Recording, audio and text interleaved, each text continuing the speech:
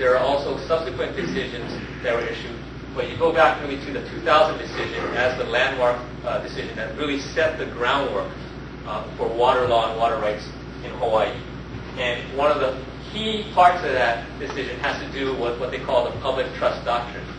And that is just a legal term for an ancient concept that really, if you look at all civilizations, they all kind of have this idea of water and other natural resources being a public trust, meaning that it belongs to all the people, that it's supposed to be used for the benefit of all the people. It's not private property, and it's something that is supposed to be preserved, protected for present and future generations.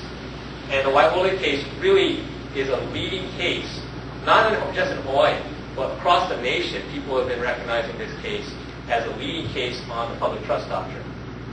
And what does it say? It says the public trust applies to all resources, water resources, unlimited by any surface-ground distinction. There's a lot of, I think, artificial lines that we draw when it comes to water. Oh, is it below the ground? Is it above the ground? Well, the ancient Hawaiians understood, and now we're just beginning to understand again, that really it's just one hydrological cycle that we're talking about. It's all interconnected. And the public trust doctrine via Waiahole makes it clear that all water resources, whether ground or surface, belong to the public trust.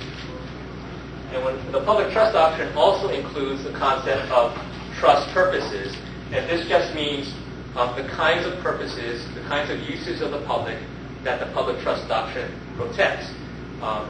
Throughout the years, there's various purposes that have emerged. They include stuff like recreation. In Hawaii, it includes Native Hawaiian rights. It also includes resource protection, or just leaving water in the stream, so that you can support all kinds of public uses, including recreation, including scientific study, including aesthetic appreciation.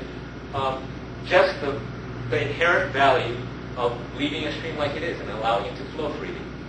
The public trust protects those purposes.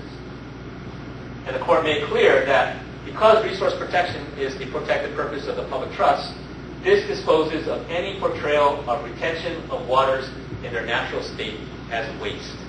Okay, that sounds kind of legalese or whatever, but all the court is saying is that you might be wasting water by letting it, by taking it and dumping it somewhere, by using it extravagantly for something that really is not needed. But let it be clear that keeping water in a stream where it belonged in the first place and letting it flow to the ocean, that's not waste.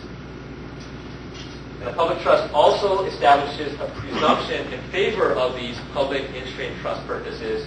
So that means that because the presumption is with the in-stream public purposes, the burden lies with the state and with any kind of diverters that would divert and take the water for their own private profit to justify doing those diversions. The burden is not on the public to justify a free-flowing stream.